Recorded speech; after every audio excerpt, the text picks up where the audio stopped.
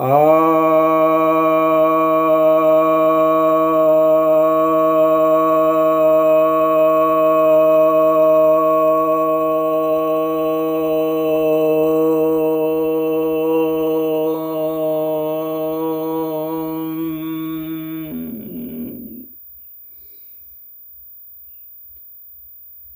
भक्तजनों को सप्रेम नमन। भक्तों, आज एक जिज्ञासा आई है कि डॉक्टर भीमराव अंबेडकर तो हिंदू धर्म छोड़कर बौद्ध धर्म स्वीकार कर लिए थे। तो यदि भीमराव अंबेडकर सही थे तो सभी ऐसा क्यों नहीं कर लेते? क्योंकि हिंदू धर्म में दोष था, तभी तो उन्होंने धर्म छोड़ा था। तो इस विषय में मैं आपको यह कहना चाहूँगा, अभी बौद्ध संप्रदाय के ऊपर बहुत सारे वीडियो मैंने बनाए हुए हैं। आप कुछ पहले उन वीडियो को भी देख लें। यहाँ पर मैं यह बताना चाहता हूँ कि बौद्ध कोई धर्म है ही नहीं। भगवान बुद्ध ने कभी किसी धर्म को नहीं चलाया। वे कोई नई जो है पद्धत नहीं चला रहे थे, कोई नया धर्म वे नहीं बना रहे थे, न ही वे कोई संप्रदाय चला रहे थे। उनसे कभी पूछा भी गया कि आपका धर्म क्या है, तो उन्होंने कहा ऐस धम्मो सनातनो, सनातन ही धर्म है, सनातन के सिवाय और कोई धर्म नहीं है। सनातन धर्म के संदर्भ में इतना कहूँगा कि भगवान बुद्ध ने उसमें कुछ सुधार करने की कोशिश की। जो विकृतियां आ गई थी, जो पाखंड आ गए थे, तो उसको उन्होंने सुधारा। उन्होंने कोई नया संप्रदाय नहीं चलाया। कुछ लोग समझते हैं कि भगवान बुद्ध वेद के विरोधी थे, या कुछ समझते हैं कि वे नास्तिक थे, कुछ समझते हैं वे यज्ञ विरोधी थे, कुछ लोग समझते हैं कि वे पुनर्जन्म को नहीं मानते थे। तो वे तो सब ये सब मानते थे। वे स्वर्ग भी मानते थे, नरक भी मानते थे। वे समाधि की बात करते थे, निर्वाण की बात करते थे। यह जगत नश्वर है और शाश्वत सत्ता की बात करते थे। उन्होंने अनंत सत्ता की बात की है, उन्होंने ईश्वर की बात की है। उनको भगवान विष्णु का अवतार कहा गया। स्वयं लंका अवतार सूत्र में भी, जो बौद्ध का ग्रंथ है, उसमें भी यह कहा गया है कि वे ईश्वर के अवतार हैं। उन्होंने खुद ही कहा है बल्कि। और इस तरह से कई प्रमाण मिलते हैं। उन्होंने स्वयं कहा है कि मैं ब्राह्मण हूं। तो ब्राह्मण विरोधी कैसे हुए? ब्राह्मण वग्गो नाम का धम्म पद में अध्याय भी है। तो जाहिर सी बातें हैं, ये सब कुछ भी बात नहीं थी। वे सनातन धर्मी थे और स्वयं को ब्राह्मण कहते थे। समाधि निर्वाण की बात करते थे, ब्रह्मचर्य की बात करते थे, पुनर्जन्म की बात करते थे, अनासक्त होकर के कर्म करने की बात करते थे। अष्टांग मार्ग उन्होंने दिया था। तो उन्होंने जो भी संप्रदाय बाद में जो लगा कि उनके द्वारा चलाया हुआ है, वास्तव में उन्होंने चलाया नहीं था। वास्तव में उन्होंने साधकों के लिए हर व्यवस्था दी ताकि साधक उस चीज को स्वयं महसूस कर सके। वे ज्यादा फिलॉसफी की बात नहीं करते थे। तो बौद्ध जो है वो कोई धर्म नहीं था। भगवान बुद्ध ने जो उपदेश दिए हैं वो सनातन धर्म के ही उपदेश दिए हैं। तो मेरे ये कहने का तात्पर्य यहाँ पर यह है कि डॉक्टर भीमराव अंबेडकर ने संप्रदाय छोड़ा था, न कि धर्म। सामान्य भाषा में लोगों को लगता है कि उन्होंने ये जो है सनातन धर्म अलग है और बौद्ध धर्म अलग है, लेकिन ऐसा नहीं है। वो एक ही चीज है। तो सवाल उठता है, जब एक ही चीज है तो क्यों छोड़ा था? अब एक प्रश्न यह यहाँ उठता है। तो इसका उत्तर यह है कि जो पाखंड घुस आए थे, वो पाखंड भगवान बुद्ध ने कोशिश तो बहुत की लेकिन खत्म नहीं हुए। उन्होंने पाखंड के लिए अभियान चलाया तो वो लगातार चलते रहे और आज तक भी खत्म नहीं हुए हैं। उन पाखंडों से अंबेडकर परेशान हो गए थे। तो यह जो है बौद्ध धर्म में और सनातन धर्म में कोई अंतर जैसी बात नहीं है। सिर्फ इतना ही है कि बौद्ध धर्म में अगर पद्धत है कोई अध्यात्म के लिए तो वो एकमात्र पद्धत है और वह है ध्यान की पद्धत। जबकि सनातन धर्म में हजारों पद्धत है, उसमें से ध्यान भी एक पद्धत है। तो सनातन धर्म का एक छोटा सा अंश है बौद्ध धर्म। अब अंबेडकर ने क्यों चुना, इस विषय पर आप देखेंगे तो भगवान बुद्ध ने ब्राह्मण क्या है यह स्पष्ट किया था और इस स्पष्टता को उन्होंने लगातार बरकरार रखा और आज भी बौद्ध संप्रदाय में यह बना हुआ है। वे ब्राह्मण उसी को कहते हैं जो वास्तव में ब्रह्म ज्ञान को प्राप्त होता है, जो ब्रह्म लाभ करता है। ये ब्रह्म की बात जो है भगवान बुद्ध ने भी की है, ब्रह्मलोक की बात की है, ब्रह्म की बात की है और आनंद की बात की है, तो ब्रह्म दर्शन की बात की है। तो आज भी बौद्ध संप्रदाय में ब्राह्मण उसी को कहा जाता है जो वास्तव में अरहत पद को प्राप्त है, जो वास्तव में ब्रह्म पद को प्राप्त है, जिसने जो वास्तव में ब्राह्मण हो चुका है। वहां पर ब्राह्मण कोई जाति नहीं है, भगवान बुद्ध ने स्पष्ट किया था और यह अंबेडकर को भाया। यह तर्क संगत भी है और सही है।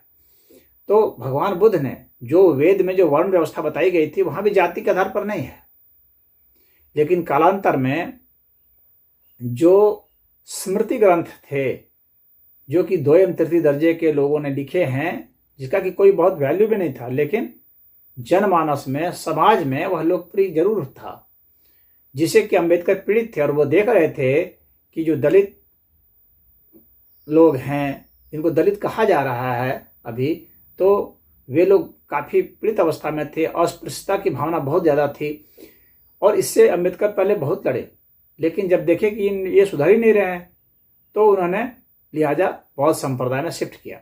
तो सामान्य लोगों को लगता है कि उन्होंने बौद्ध धर्म में शिफ्ट किया, लेकिन वास्तव में वह बौद्ध संप्रदाय में शिफ्ट किया, जिसमें कि ऐसा नहीं है। यही बात आर्य समाज में भी है।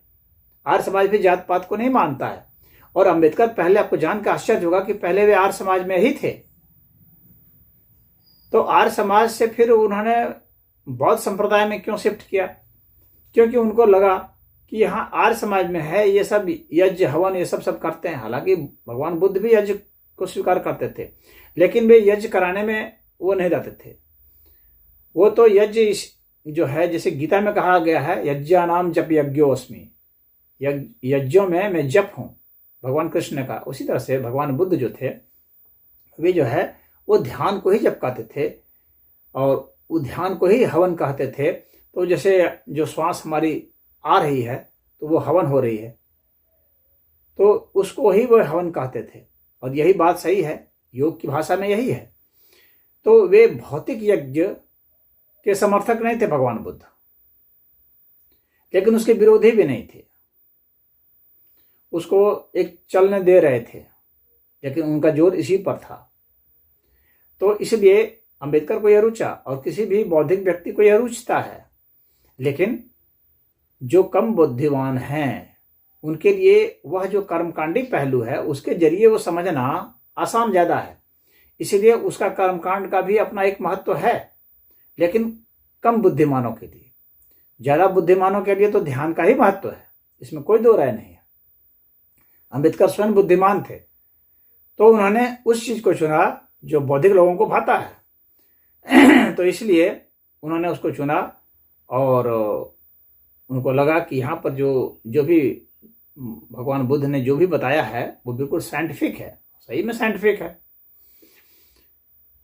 और सनातन धर्म में भी जो बताया गया वो सब साइंटिफिक है, लेकिन जो प्रचलित है अवधारणा और जो द्वितीय तृतीय दर्जे के लोगों के लिए भी बनाई गई है, तो वे सब बातें बुद्धिजीवियों को नहीं रुचती है उतनी, जितनी कि जो निम्न स्तर के लोग हैं, जिनकी बौद्धिक क्षमता कम है, उनको वह ज़्यादा अच्छा लगता है। इसलिए अंबेडकर का बौद्ध संप्रदाय में चले जाना तो ठीक है, लेकिन सभी का चले जाना ठीक नहीं है। क्यों? क्योंकि सभी अंबेडकर के स्तर पर नहीं है। वे नकल करके अगर चले भी जाएं तो वहां पर वे ध्यान नहीं कर पाएंगे, उनके बस का नहीं है ध्यान करना। अंबेडकर के बस का तो था ध्यान करना। ध्यान करना सबके बस का नहीं है। हालांकि भगवान बुद्ध ने कहा था कि सभी लोग आओ, लेकिन आकर के कर कहां पाए? आना और आकर के कर पाना ये कठिन काम है, क्योंकि हर व्यक्ति कर्म अपने हिसाब से ही करता है, अपनी जो उसकी बौद्धिक क्षमता होती है उसके हिसाब से ही करता है। इसीलिए गृहस्थ लोग जो बौद्ध संप्रदाय में रहे तो वे ऐसा कोई ध्यान नहीं कर पाए। अंत में वे अंत में भगवान की पूजा करने लगे, भगवान बुद्ध की। वहां अगरबत्ती और धूप दिखाने लगे। आज आप देखेंगे तो बौद्ध संप्रदाय में धूप दीप अगरबत्ती दिखा रहे हैं, बुद्धम शरणम गच्छामि का मंत्र पढ़ रहे हैं। भगवान बुद्ध ने तो नहीं कहा था कि तुम ये करना, अगरबत्ती मुझे दिखाना, धूप दिखाना, लेकिन वही कर रहे हैं। क्योंकि जो दूसरी तृतीय दर्जे के बौद्धिक स्तर के लोग हैं वे वही कर ही सकते हैं, वहां से ही वे आगे चल सकते हैं यात्रा। तो ये सनातन धर्म की यह परंपरा रही है, ये शुरू से भी परंपरा थी और आज भी है। और यही परंपरा फिर देखिए आप बौद्ध संप्रदाय में भी शुरू हो गई। वहां भी भगवान बुद्ध का वो कर लगा, तो पूजा करने में कोई हर्ज नहीं है। लेकिन आप उनको कहेंगे कि ध्यान लगाओ, तो उनके बस का नहीं है ध्यान लगाना। उनके बस का नहीं है कि हर सांस की गतिविधि को महसूस कर लेना, उसको गिन लेना। वो तो बेचैन होते हैं। वो तो 10 मिनट आप बैठाएंगे तो 10 मिनट में ही परेशान हो जाएंगे। तो कहाँ वे 4-4 दिन 5-5 दिन बैठेंगे या 4 घंटा 5 घंटा बैठेंगे? वो बिल्कुल नहीं बैठ सकते हैं। कहाँ वे बिल्कुल ही खाना पीना छोड़ करके एकदम ध्यान लगाएंगे? एक टाइम खाना नहीं दिया जाएगा तो वो बेचैन हो जाएंगे, परेशान हो जाएंगे, भूख से बिलबिलाने लगेंगे, उनको गैस बढ़ने लगेगी। तो यह आसान काम नहीं है ध्यान लगाना। कुछ देर के लिए 2-4 मिनट के लिए नकल कर लेना एक अलग बात है, लेकिन आपको अगर 5-7-8 घंटे बैठने के लिए कहा जाए तो 10,000 की भीड़ को आप कहेंगे तो उसमें से 100 आदमी कर पाएंगे, बाकी लोग भाग जाएंगे, परेशान हो जाएंगे।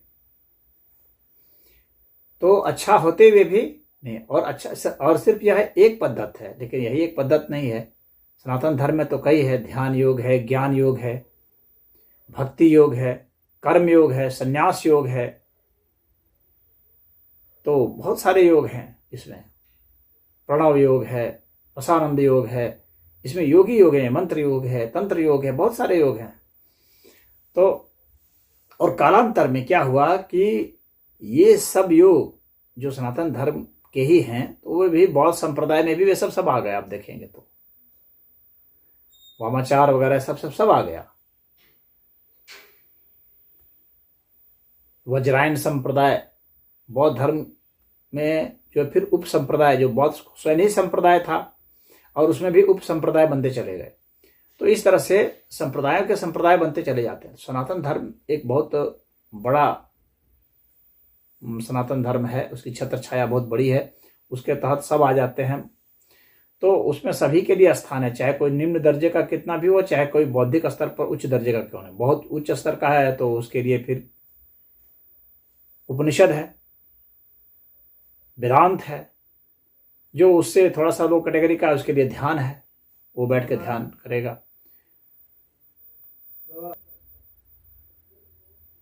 तो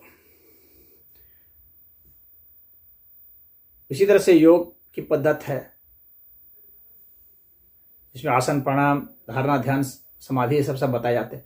कहने का तात्पर्य है कि हर एक स्तर के लोगों के लिए सनातन धर्म में अलग अलग विधान हैं। कुछ लोगों के लिए कर्मकांड भी हैं जो कि उसी स्तर पर हैं, उसी से कुछ वो सीख रहे हैं, कुछ कर रहे हैं, थोड़ा बहुत सिद्धांत उसी के माध्यम से वे जानेंगे, इस तरह से।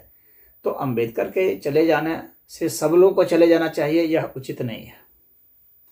और बौद्ध संप्रदाय में कोई चला भी गया है तो वो सनातन धर्म के फोल्ड से बाहर नहीं गया है, वो सनातन धर्म का मतावलंबी है ही। भले वो अपने को कहने के लिए, एक पहचान बनाने के लिए कहना शुरू कर दे कि मैं तो अलग धर्म का हूं, लेकिन आप में अलग है क्या? आप कुछ अलग सिद्ध करके बता ही नहीं सकते। भगवान बुद्ध के किसी भी उपदेश को आप यह नहीं कह सकते कि सनातन धर्म का उपदेश नहीं है, कुछ अलग है। अलग कुछ भी नहीं है। हाँ, यह जरूर है कि जो विकृतियां थी, जैसे पशु हिंसा होते थे, उसको भगवान बुद्ध ने प्रतिबंधित किया था।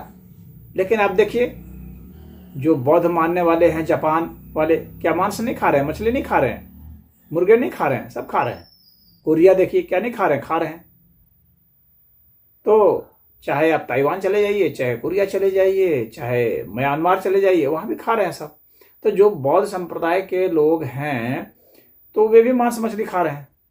तो भगवान बुद्ध के जो उपदेश हैं, उसका तो पालन वैसे भी वे नहीं कर पा रहे हैं। भगवान बुद्ध ने अलग से कुछ भी नहीं बताया। ये तो सनातन धर्म में भी है, मांस मछली खाना नहीं है। तो भगवान बुद्ध ने भी ये उपदेश दिया, लेकिन लोग तो खा रहे हैं। भगवान बुद्ध ने अलग से उपदेश कुछ भी नहीं दिया है। एक भी उपदेश मैंने बौद्ध ग्रंथों में देखा, एक भी उपदेश ऐसा नहीं है जो कि कहा जाए कि यह सनातन धर्म का उपदेश नहीं है। ऐसा एक भी उपदेश नहीं है। अहिंसा की बात की, ब्रह्मचर्य की बात की, करुणा की बात की, आचौर्य की बात की, अस्तेय की बात की, ये सब सारी बातें तो सनातन धर्म में ही तो हैं। भगवान बुद्ध सनातन धर्म के सबसे बड़े समर्थक थे और पुरोधा थे और सबसे बड़े सुधारक थे। तो उन्होंने अन्य जो जाति संबंधित बात है, क्योंकि अधिकतर लोगों को जो जाति के कारण ही तो कहते हैं मैं बदल लूंगा, और क्या बात है। अम्बेडकर ने भी जो बदला तो वो जाति की वजह से बदला। अम्बेडकर जो आर्य समाज में गए थे तो वो जाति की वजह से गए थे, और आर्य समाज भी सनातन धर्म का ही एक संप्रदाय है।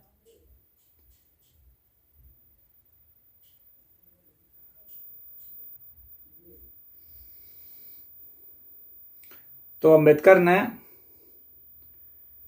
सिर्फ जातिवादी भावना से ग्रसित होने के कारण, उसे पीड़ित होने के कारण ही उसमें गए। क्योंकि कोई भी एक जो बुद्धिमान व्यक्ति है, कोई भी एक पढ़ा लिखा शिक्षित व्यक्ति है, कोई भी एक स्वाभिमानी व्यक्ति है, कोई भी एक आध्यात्मिक व्यक्ति है, वह सदैव चाहेगा कि उसके साथ बराबरी का व्यवहार हो, सबके साथ बराबरी का व्यवहार हो।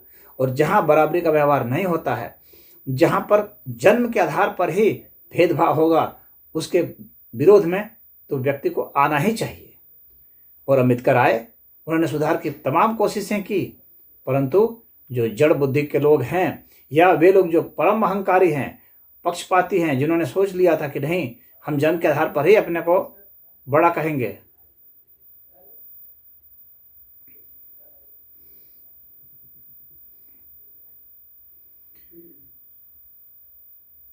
तो यह जो उन्होंने सोचा कि हम जातिगत भावना से ग्रसित होने के कारण उन्होंने सोचा कि इसको सुधार किया जाए। अम्बेडकर ने भी कोशिश की, परंतु जब यह देखा कि यह नहीं हो पा रहा है, तो लिहाजा उन्होंने सोचा कि जहां पर वह है ही, क्योंकि यह आसान रास्ता भी होता है। जब आप समस्याओं से जूझ रहे होते हैं तो आपको लगता है कि यहाँ से पलायन कर जाना चाहिए, जब समस्याओं से आप निपट नहीं पाते हैं। लेकिन एक वीर पुरुष को भागना नहीं चाहिए, मुकाबला करना चाहिए, और जो व्यवस्था है उस व्यवस्था को बदल देना चाहिए।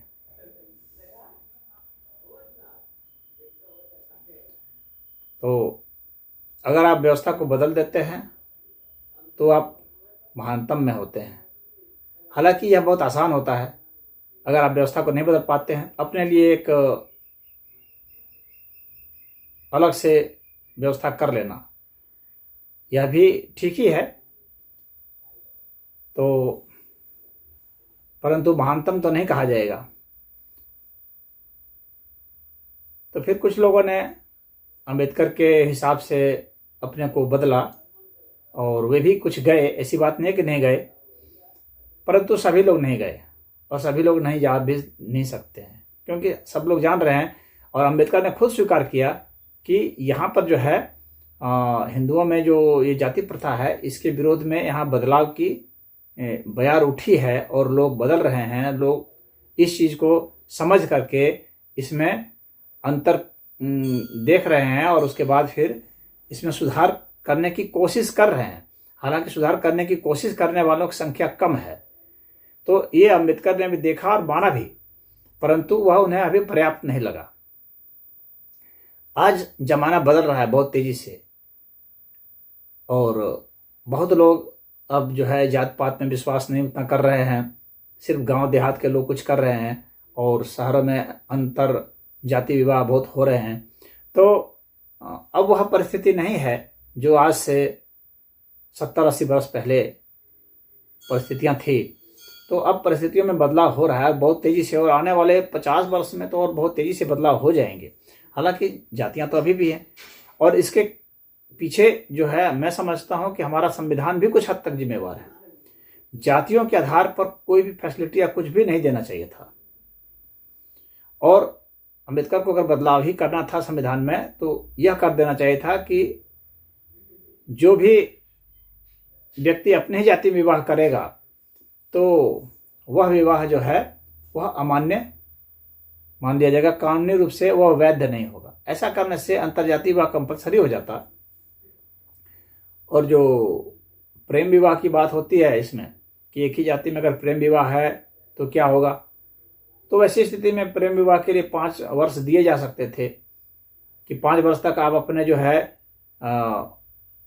अपने प्रेम का सबूत आप दे सकते हैं कोर्ट में, जिससे यह पता चले कि नहीं वास्तव में आप लोगों के बीच में प्रेम संबंध थे।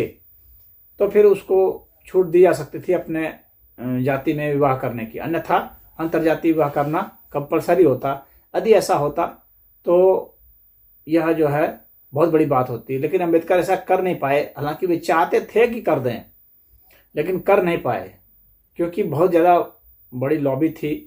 वे सब अम्बेडकर को ही वहां से भगा देते, तो इसीलिए अम्बेडकर नाराज भी थे और उन्होंने कहा भी था कि अगर मुझे मौका मिले तो मैं पहला व्यक्ति होऊंगा जो इस संविधान को जला दूं, मैं जलाने वाला पहला व्यक्ति होऊंगा। ऐसा अम्बेडकर ने खुद कहा था, वो भी पार्लियामेंट में कहा था। तो जाहिर सी बात है अम्बेडकर बहुत सारे जो परिवर्तन चाहते थे वे उसमें जो बड़ी लॉबी थी उन लोगों ने नहीं होने दिया। उसमें अम्बेडकर तो चाहते थे कि राष्ट्रीय भाषा संस्कृत को बनाया जाए, लेकिन लोगों ने नहीं होने दिया। तो यहां पर बस इतना ही मैं कहूंगा कि अम्बेडकर सिर्फ जातिगत भावना की वजह से गए थे और कोई उनको हिंदू धर्म में कोई दोष नजर नहीं आता था जाति के अलावा। जाति के अलावा अम्बेडकर ने एक भी दोष नहीं दिखलाया जो कि सनातन धर्म में हो। तो यह जातिवाद की जो व्यवस्था है, यह व्यवस्था अब तो धीरे धीरे बहुत हल्की हो गई है, लेकिन अभी भी विद्यमान है। और मैं समझता हूं कि जब तक इसके नाम पर सुविधाएं अगर मिलती रहेंगी तब तक ये व्यवस्था कायम रहेगी। या तो इसको अंतर्जातीय विवाह को कंपलसरी कर दिया जाए, स्वजातीय विवाह को प्रतिबंधित कर दिया जाए, तब ऐसा होगा। तो यहाँ पर यही कहना चाहूँगा कि सभी लोगों के लिए यह अनिवार्य नहीं है, और अब वह जातिगत घृणा की वैसी बात नहीं है। हालांकि बहुत लोगों ने धर्म परिवर्तन या संप्रदाय परिवर्तन कर लिए, बौद्ध संप्रदाय में चले गए। तो बौद्ध संप्रदाय में चले गए तो वे सनातन धर्म के तहत ही है। आज भी सनातन धर्म उनको वही मानता है क्योंकि उनके कुछ भी उपदेश भिन्न नहीं है। तो इसलिए कोई अनकंफर्टेबल स्थिति नहीं होती है। सिर्फ बात इतनी होती है कि वे जो हैं भगवान बुद्ध को ही सिर्फ मानते हैं और बाकियों को नहीं मानते हैं, लेकिन भगवान बुद्ध स्वयं सबको मानते थे। तो जब आप बौद्ध संप्रदाय में चले गए हैं, तो जब भगवान बुद्ध ही राम को और कृष्ण को इन सबको मान ही रहे थे, ब्रह्मा को मान रहे थे, इंद्र को मान रहे थे, यमराज को मान रहे थे, और तो फिर आप भी उसमें आ ही जाएंगे। तो इस लिहाज से भी कुछ लोगों ने क्या किया कि फिर जो है कुछ लोग इस मुस्लिम में चले गए, कुछ लोग जो है ईसाइयत में चले गए। लेकिन अंबेडकर ने इस्लाम और ईसाइयत को रिजेक्ट कर दिया था। क्यों रिजेक्ट कर दिया था? क्योंकि उसने देख लिया था कि इस्लाम जो है ये प्रतिगामी जो है धर्म है। इस्लाम जो है एक कट्टर है और काफ़ी पिछड़ा है। इसमें सब चीज़ जोर जबरदस्ती से मिलाया जाता है, इसमें लॉजिक नहीं है, अवैज्ञानिक बातें हैं, अमानवीय बातें हैं, और बहुत कट्टरता है दूसरे को मारने की, लूटने की, बलात्कार की, औरतों के ऊपर बुर्का डाल देने की जबरदस्ती की बात है। तो हर चीज अम्बेडकर ने यह भी कहा कि ये लोग तो कभी अपने में को सुधार करना ही नहीं चाहते हैं। तो इस्लाम को उन्होंने रिजेक्ट कर दिया। वही हाल ईसाइयत का भी है। तो ईसाइयत में जो है सैद्धांतिक रूप से जो है त्रुटियां जो है बहुत बाइबल में है। बाइबल के भी मेरे 4-5 वीडियो आ चुके हैं, आप उनको देख सकते हैं। तो ये सब जो दोष हैं बाइबल में, जिसमें कि उसमें भी ईश्वर संबंधित और ये सब मनोकल्पित बातें हैं, सही बातें नहीं हैं। तो उन दोषों को अम्बेडकर ने समझ लिया था। तो दार्शनिक रूप से अम्बेडकर पुख्ता थे, इसीलिए वो बौद्ध संप्रदाय के दर्शन को देखे तो समझे कि यह सही है और उन्होंने चुनाव सही किया। उनके चुनाव का मैं एहतराम करता हूं कि उन्होंने सही चुनाव किया। हाँ, और बेहतर यह होता कि वे अपना आंदोलन चलाते रहते और इसको सनातन धर्म में जातिवाद को समाप्त करते और इससे थकते नहीं, इससे हारते नहीं। और सबसे बड़ा अभियान तो वे यही चलाते कि संविधान में अंतर्जातीय विवाह को अनिवार्य कर देते, स्वजाति विवाह को प्रतिबंधित करा देते। तो मैं समझता कि अम्बेडकर का यह सबसे बड़ा योगदान होता। हालांकि उन्होंने बहुत योगदान किए हैं, लेकिन यह योगदान सबसे बड़ा योगदान होता। और आज भी यदि कोई करता है तो उसका यह योगदान सबसे बड़ा योगदान होगा सामाजिक परिदृश्य में। तो यही मैं कहना चाहूँगा कि इसलिए सभी लोग छोड़ करके नहीं गए, क्योंकि सभी लोग जानते हैं कि सनातन धर्म सही है, इसमें हर चीज़ सही है सिवाय एक जातिगत कुछ भावना की। हालांकि जातिगत भावना अन्य में भी है, ऐसा नहीं है कि अन्य में नहीं है जातिगत भावनाएं। ऐसा नहीं है कि इस्लाम में जातियां नहीं है, बहुत सारी वहाँ भी जातियां हैं। जो यहाँ से धर्म बदल के गए हैं उनकी जातियां वहाँ भी है। वहाँ भी सिख हैं, पठान हैं और अंसारी हैं, जुलाहे हैं, सब तो वहाँ भी है। और उसी तरह से ईसाइयत में भी जातियां हैं, उसी तरह से बौद्ध संप्रदाय में भी जातियां हैं। या किसने कहा कि बौद्ध में जातियां नहीं है? सभी में, बौद्ध में भी जातियां हैं, लेकिन जातियों के आधार पर जितनी वैमनस्यता हिंदुओं में है उतनी नहीं है। यह बात बिल्कुल सच है। जातियों के आधार पर जो वैमनस्यता हिंदुओं में है वह उनमें नहीं है। हालांकि जातियां सभी में है, उन सब में भी जातियां हैं। तो अब यह लेकिन वैमनस्यता हिंदुओं में घटती जा रही है, क्योंकि हिंदू काफ़ी बौद्धिक होते हैं और सही को समझे हैं, और संविधान ने भी कुछ मजबूर किया है, और विज्ञान के विकास ने काफ़ी वो किया है। शिक्षा का स्तर भी सबका बढ़ रहा है, लोग आ जा रहे हैं, घुल मिल रहे हैं, कहीं कहीं कोई बस रहा है। तो इस तरीके से जो है ये जातियों और फिर अंतर्जातीय विवाह भी बहुत हो रहे हैं। तो यह धीरे धीरे अब घट गया है। परंतु अन्य जगह जितनी भी जातियां हैं और उनके मध्य में जितने भी संबंध हैं, उनके संबंधों से ज़्यादा अभी भी वैमनस्यता हिंदू में ही है। इस बात को मैं अभी भी मान रहा हूँ, और अभी भी इसमें बदलाव की बहुत ही ज़्यादा आवश्यकता है। स्वजाति विवाह यदि हो जाए प्रतिबंधित तो पूरा काम हो जाएगा। तो इसमें इतना ही। ओम।